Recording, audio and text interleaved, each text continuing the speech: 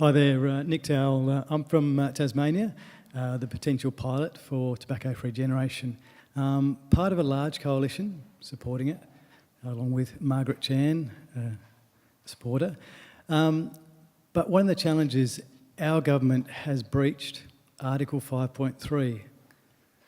2/3 of the current policy has been written by Imperial Tobacco, and so we really have a big task to build a coalition in support of actually getting the TFG, the tobacco-free generation, up. So I guess the question is, a lot of people here have been coming to me with offering support, but to you, how would you go about building the support around these things which are clearly globally unique and quite challenged to get up? There's probably 2 or 3 of you on the panel that could probably offer good advice. Well, I'll have a go at that. My first advice would be to invite WFPHA to visit Tasmania, as he did last weekend, and meet leading politicians. I think that should have some impact. Second, I think we need to draw public attention to the breaches in relation to Article 5.3 and keep hammering at that.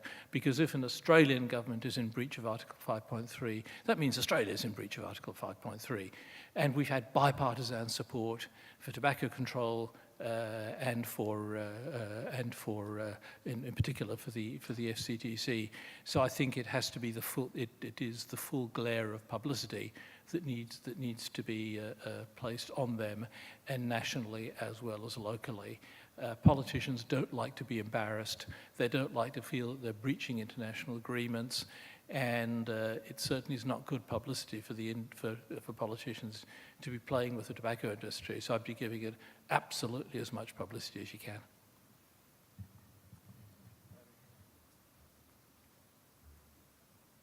Thank you.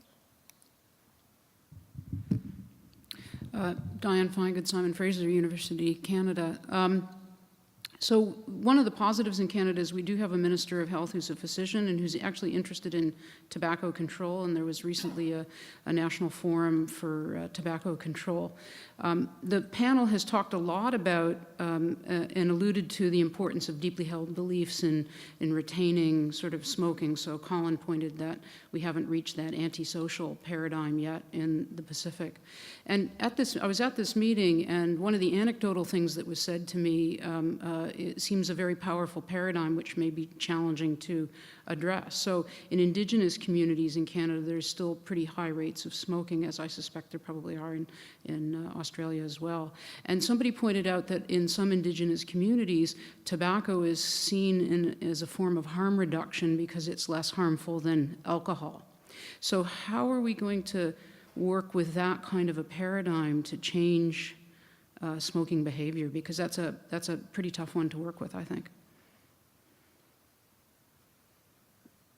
Well, you're absolutely right that the rates of smoking, as we've looked at in First Nations, as they're called in Canada, Indigenous populations, are higher, and they have not seen as substantial reductions.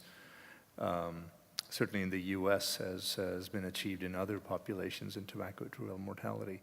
But I think one of the things that could help would actually to get some cross-country comparisons of the Indigenous populations in New Zealand, Australia, the US, and in Canada, on the extent to which there is a divergence with the non-Indigenous populations in a very achievable public health strategy.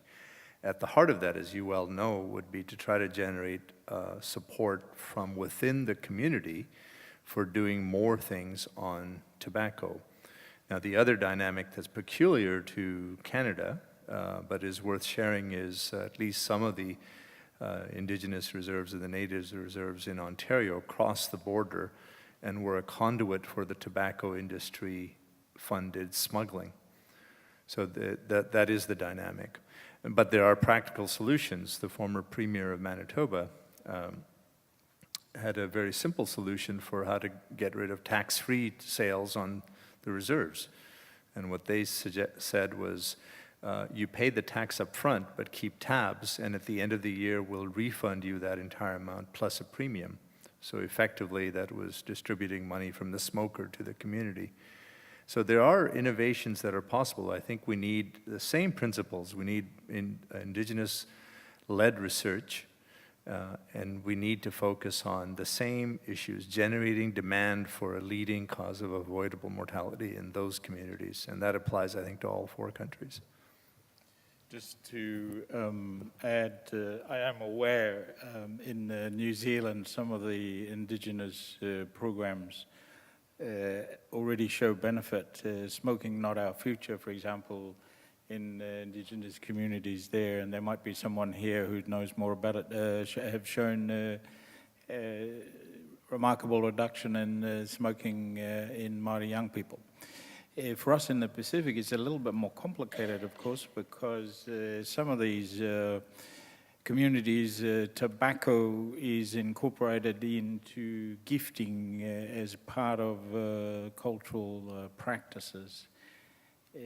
Some of the community leaders and the politicians will say one thing and do something else. Many of them are smokers themselves, so they would sign up to an agreement, but the credibility of that is in question because they don't generally support the actions that need to follow. I agree with Pravat completely. Perhaps a piece of work comparing the experiences, particularly the ones that have made an impact in the indigenous communities, might be shared across. It's a hard one for us in the region because there's a lot of tolerance for many things. So if you think about violence against women, for example, small communities generally, I don't know, more accepting, I guess, and smoking, as I made mention, it's tolerated and people generally don't say anything about it. What do you do about it? Obviously, a number of things. I was very interested in the presentation on mass media campaign because that's something that we don't do, can't afford and so on, but I'm sure there are reasonable programs in Australia and New Zealand in particular that might easily be adapted for use and so on. I think there's some very practical things we can do to address this, but at the heart of it, of course, is the kind of emotional awareness, if you like, or attitudes towards smoking. Okay, we've got one down the front and then Emily at the back. Good afternoon, panel. My name is Sneha Lakhotia. I'm an epidemiologist from India. We've spoken a lot about the fight against tobacco in terms of smoking, but there are other forms of tobacco, smoke-free tobacco, and other ways people consume tobacco rather than just cigarettes. There's not much talk or action against it. Would you like to comment on that? Sure. You're providing free advertising for our forthcoming paper on in BMJ, which talks about smokeless tobacco. There's something like 260 million users of tobacco in the South Asia region, which is the most dominant, including 92 million women. And we know that the epidemiological studies have shown that women who chew tobacco have higher incidence and mortality from oral cancer, despite chewing less tobacco per day than men. And that's a curiosity, but it needs to be further investigated. Now, in terms of control, I think, unfortunately, as you well know, the smokeless industry is a series of small companies that, or small enterprises, which are very hard to regulate, let alone tax. But I think there is important elements. All the efforts related to counter-advertising certainly apply for smokeless tobacco. The use of warning labels can be made practicable. And I think one should go further and do more investigative journalism on the fact that despite the sense that these are somewhat wholesome, small cottage industries, effectively, they're controlled by a few families, few wealthy families who have split them into thousands of pieces to avoid taxes. So I think we need to try to encourage journalists to try to cover and expose the fact that this is just organized tax evasion. And the recommendations that we've given the government very much are start with the basic, try to register all of the different manufacturers, make sure they have a proper tax number, and then try to make sure you get details on how the tobacco is produced. Those basic things are required before we could consider taxation as one of the strategies for smokeless tobacco. I'd like to thank the panel for a really terrific expose of the current issues. I actually just wanted to offer a little bit of data with respect to not the last question, but the question before, which is about Indigenous smoking or Aboriginal and Torres Strait Islander smoking in Australia. And I think one of the issues that we've faced is a general deficit model of the way that these things are being reported, because there have actually been substantive successes in reducing Indigenous tobacco in Australia. And I'd like to quote some results on a forthcoming paper that is led by Ray Lovett, who's an Aboriginal epidemiologist working at the Australian National University. And they find that tobacco daily smoking prevalence was around 50% among Aboriginal communities in 2004-2005, and that has fallen to 41.4%, which is an 8.6% decrease in absolute terms up to over a 10-year period. So although, and that is actually comparable to the 6.8% absolute decrease we've seen in the general population in Australia.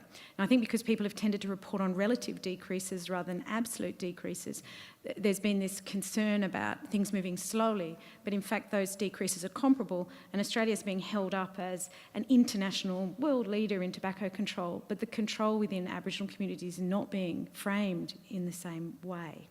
So although we agree, I think all of us can agree those are high smoking prevalences, I would like to sort of echo some of the words of the panel to say that we do really need to build our successes, and particularly for communities who are working incredibly hard to reduce their smoking prevalences. I think it's really important. And I think maybe I can now that I've done a short speech disguised as a question, one thing I would like to ask the panel is, as an epidemiologist, I think there is a lot in the way that we report these data, and I think that what we've heard is a variety of relative prevalences, absolute numbers, and I just wonder if anyone on the panel would like to comment on what they think is most powerful in those statistics. Prabhat, that sounds like one for you. Well, I mean, epidemiologists care about rates, and politicians care about absolute numbers. So I think having data, as you've done nicely, on just how many absolute deaths are occurring in different populations and the absolute numbers of smokers. And very practically, they're concerned not just about past deaths, but about future voters. So I think always having some statistic, and we owe a debt of gratitude to Richard Pito for helping us think this through. We should be talking about the consequences on people who are alive today, people who are smoking today, and not kind of in abstract about, well, what were past death rates.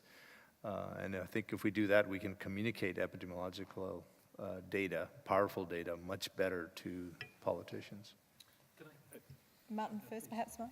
And I'd just add to that I think we can do much more with infographics rather than producing the standard Excel graphs and so on with bars and columns and so on, but to think imaginatively about new ways of presenting the data, and particularly mapping it, because politicians often like to look at their own constituencies and see where it lies in relation to other groups. So using more innovative ways of actually visually projecting the data. I think it's a tremendously important issue.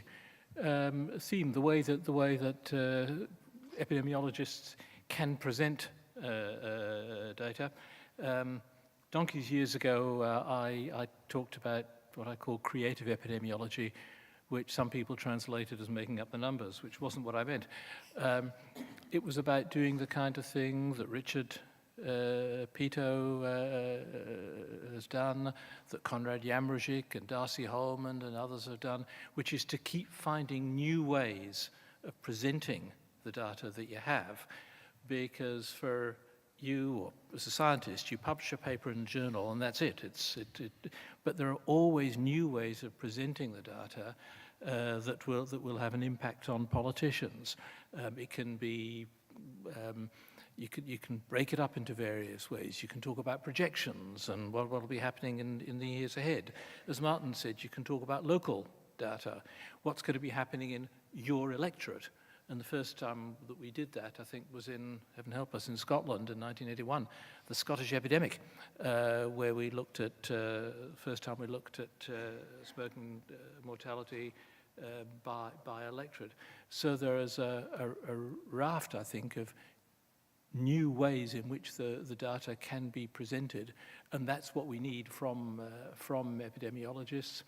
And what we also need is that when they are publishing data, and you've done this brilliantly, is that they make it public, that it doesn't just appear in a journal somewhere, but there's a bloody good press release going out with it, and there's drawn in it, and it goes out on at an appropriate time, not at midnight on Saturday or something like that.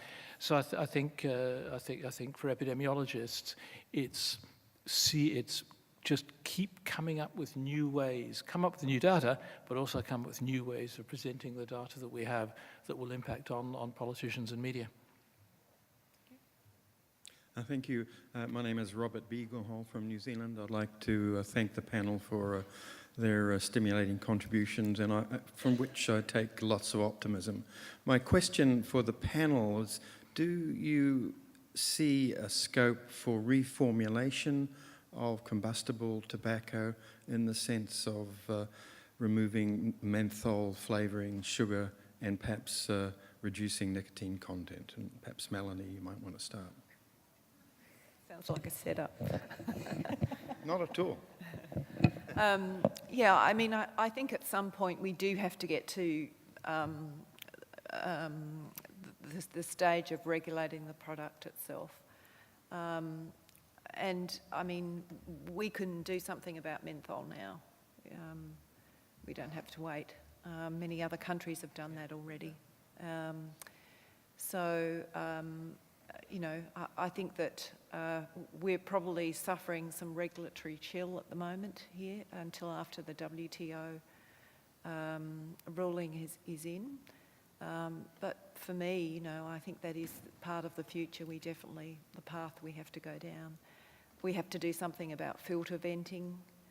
You know, we really have to get inside the pack, literally, and do something about what's actually in those products, because the voluntary disclosure information is incomplete, probably misleading, nobody understands it, it's not contextualised. So people are likely being falsely reassured about what's in products. We already know some of the work that's been done in the UK and in New Zealand has shown that people are hold a lot of false beliefs about some of the different brands, that some of them might be perhaps less harmful than others, that roll your own tobacco might be less harmful than factory-made tobacco, which is completely wrong, simply not true.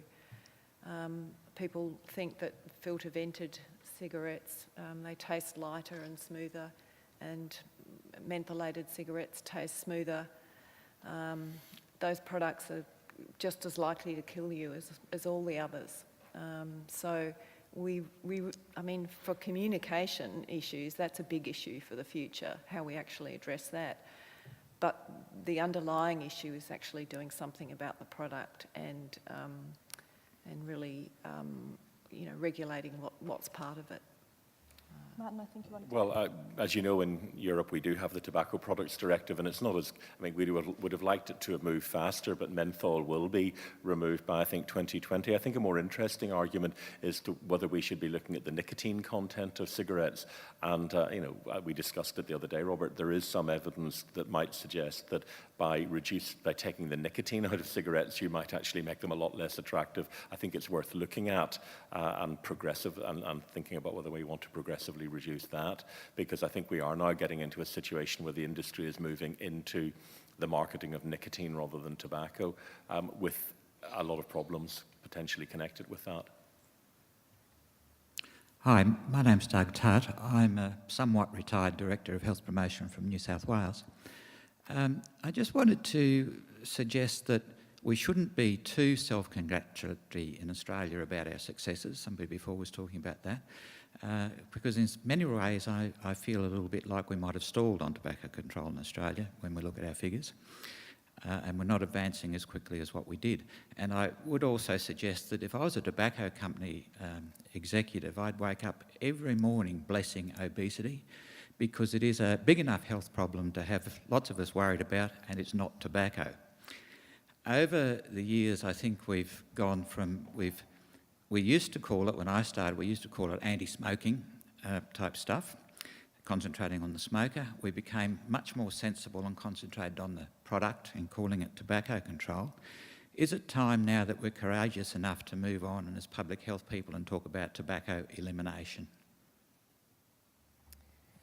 Perhaps if I could make a start on, in terms of your first contribution. I think, I don't know about Australia, but I think in the Pacific, we are stalled.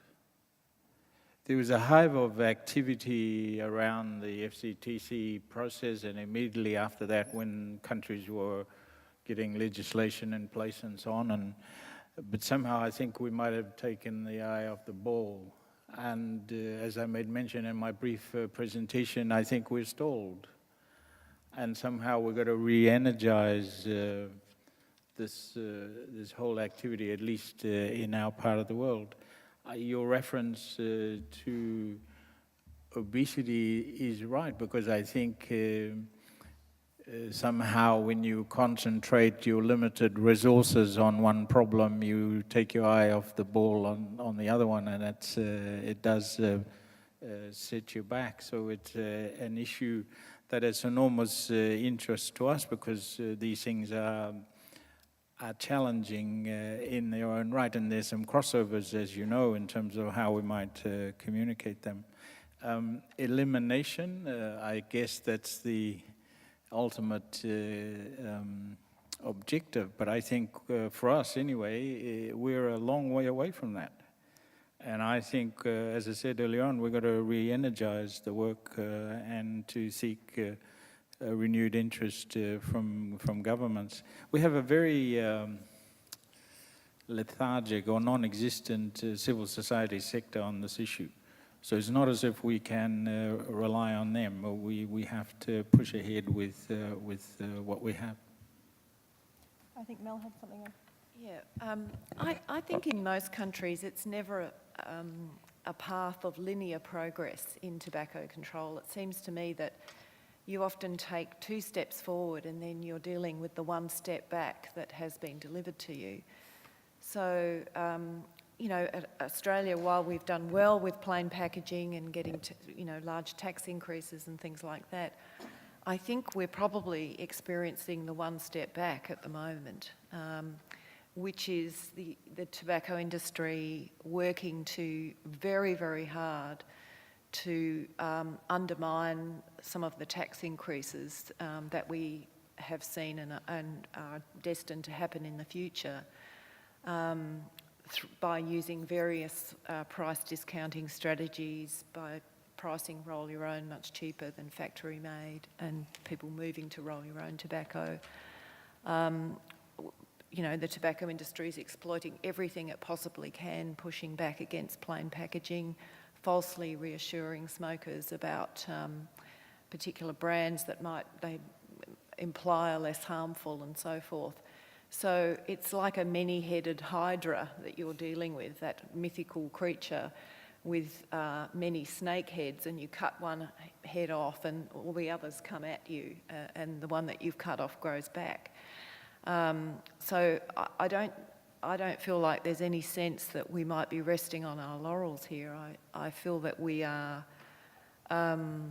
engaged in a quite a difficult long-term chess game. And we make a move and they make a move back. And sometimes you can anticipate what they're going to do, and other times they surprise you. And sometimes we surprise them as well. But there's no doubt that it takes a hell of a lot of persistence and determination to make progress in tobacco control. And one of the things that I'm always encouraged about when I come to conferences like this is how much passion and determination people have to make a difference. And that, I think, can overcome a lot of the difficulties that we have faced and we know we will face in the future. I think sorry. Yeah, I'd really like to endorse what Mike said earlier. I think we really need to keep our eye on the industry. They have a long history of defining the narrative, and we need to challenge that. There's no reason why we shouldn't be eliminating tobacco, and in fact, many governments have committed to tobacco-free countries in New Zealand and elsewhere. And if we look at the history of all of this, the way in which, we showed, Mark Pettigrew and I showed how the tobacco industry invented the idea of type A personality as a cause of cardiovascular disease, pure invention. I think it was Lisa Barrow who showed how they invented the idea of sick building syndrome as a way of diverting attention towards photocopiers and printers and away from second-hand smoke. My favorite one is Tom Novotny's work showing how the Keep America Beautiful campaign was invented by the tobacco industry so they would control it and it wouldn't draw attention to what was then about 50% of the trash that was lying around being tobacco related, but would focus on everything else. And we're now seeing them fight back. I've just done a piece which I shared with Mike last night for an Italian journal. We were looking at Viscount Ridley, Matt Ridley, who writes for The Times in London, is a well-known climate change skeptic and supporter of Brexit and all the usual things. And he was making the case in an article. He said, there is no evidence that smoke-free policies reduce myocardial infarctions, and he attacked the study in Helena, Montana and elsewhere. Well, of course, there's masses of evidence there. So we're seeing them doubting the evidence on smoking bans in public places. Pascal Dietelem and I and some others looked at the way in which the University of Zurich researchers there had manipulated the data on the plain packs from Australia. And so I think constant vigilance, recognize that they keep coming back, they keep using front groups, they're working in all sorts of ways. That wouldn't surprise me, in fact, if there's somebody from the industry in the audience today somewhere, because they usually do infiltrate them into organizations like this, as we know, and then they write reports, and Mike has many examples of that from the past. So keep focused on the industry, and why that's really important is that there are people in the public health community, and they include groups like people in Public Health England, God help us, who are actually arguing that we need to engage with them in terms of harm reduction, electronic cigarettes and smoke not burn and various other products. We absolutely should not be engaging with them at all. We should not be going to the conferences that they fund. But unfortunately, there are some, well, I would say poor deluded people who think that that is actually legitimate, and I think it's completely not legitimate in any way whatsoever.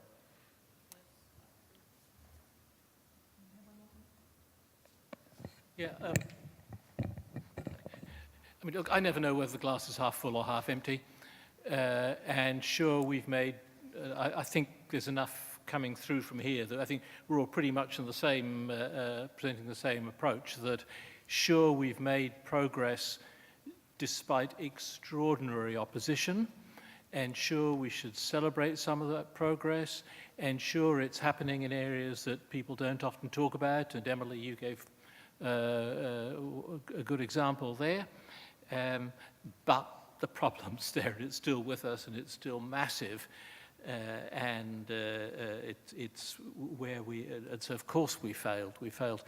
On the other hand, there are tiny numbers of us.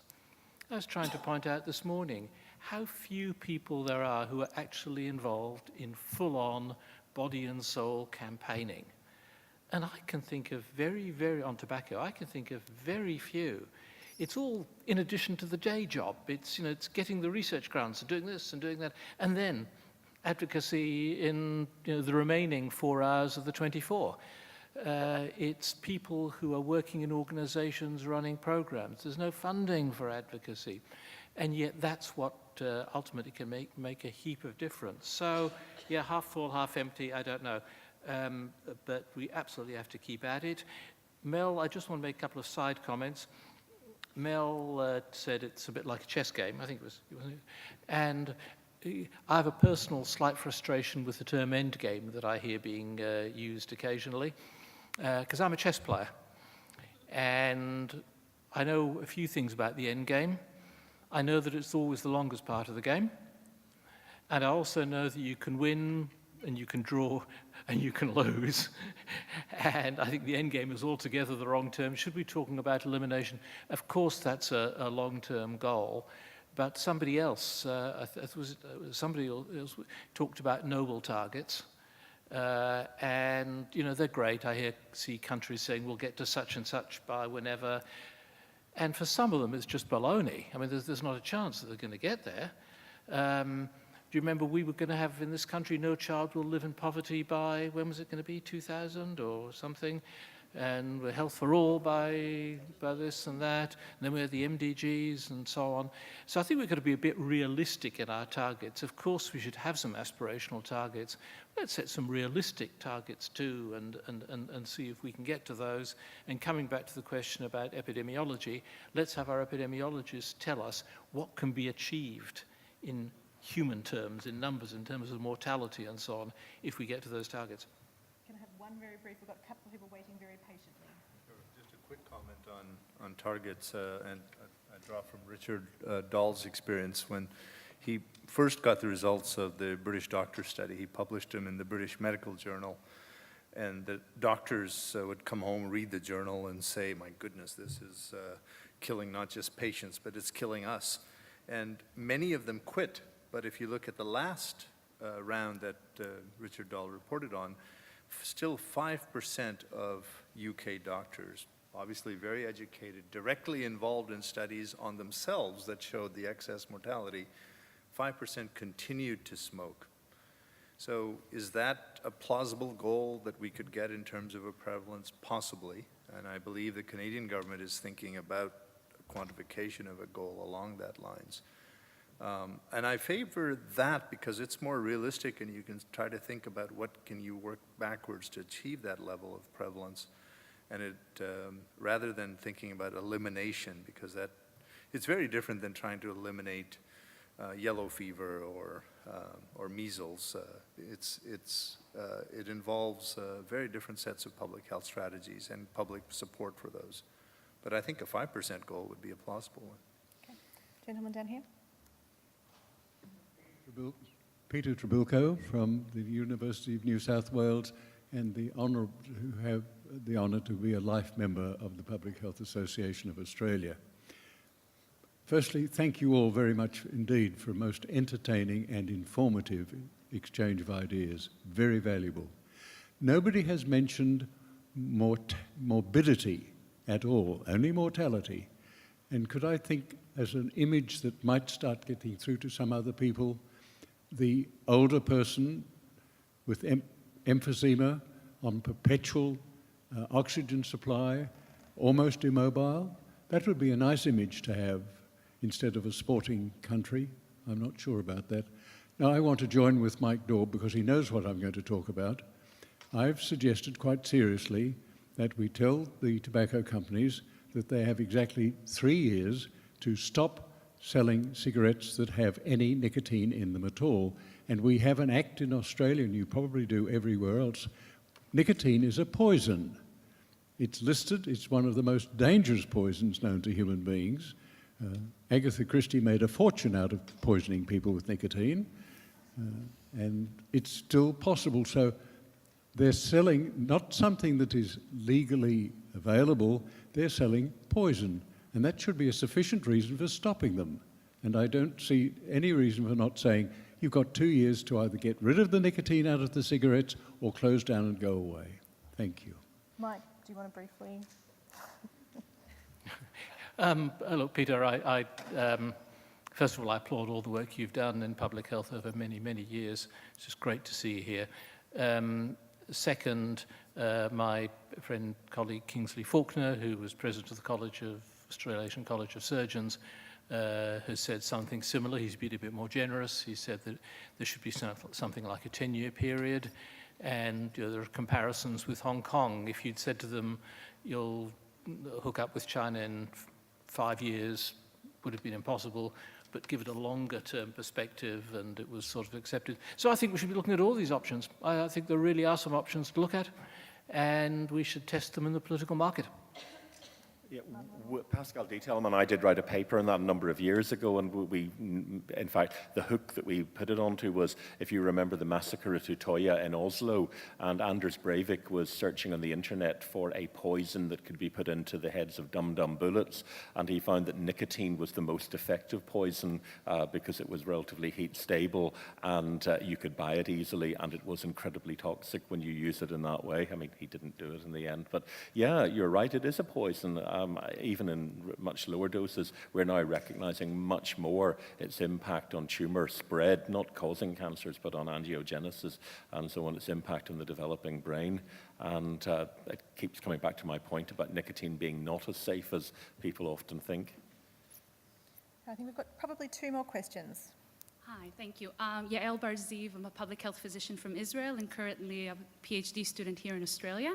You touched very briefly on the emerging new products such as e-cigarette and the heat not burn. And to me, the biggest challenge is what you just said in your answer a few minutes ago, that this is actually a topic that's dividing the public health community, where you can see public health experts advocating very strongly in favor of those products and other public health experts exactly opposite to that. So I was wondering if you could elaborate a little bit more on that. Well, you find a very small number of people who are doing it, but those very small number of people are working through many different organizations, so it's the same names coming up again and again and again, whether they be through Public Health England or CRUK or the Royal College of Physicians, but it is the same small group of people, and it is a few countries. As you know, in Israel, there is a current scandal about this, where the health minister has questions to answer about the content of envelopes that he received and money that has passed by, and there's a very good piece in Haaretz on it if people want to look at that. So I think people are looking at Israel with interest, but probably less in terms of tobacco policy and more in terms of corruption, I think. I've been traveling, so I haven't seen that, but I'm delighted to hear it because my Israeli colleagues were horrified by what was happening, and as you know, there was an expose on Israeli television about it.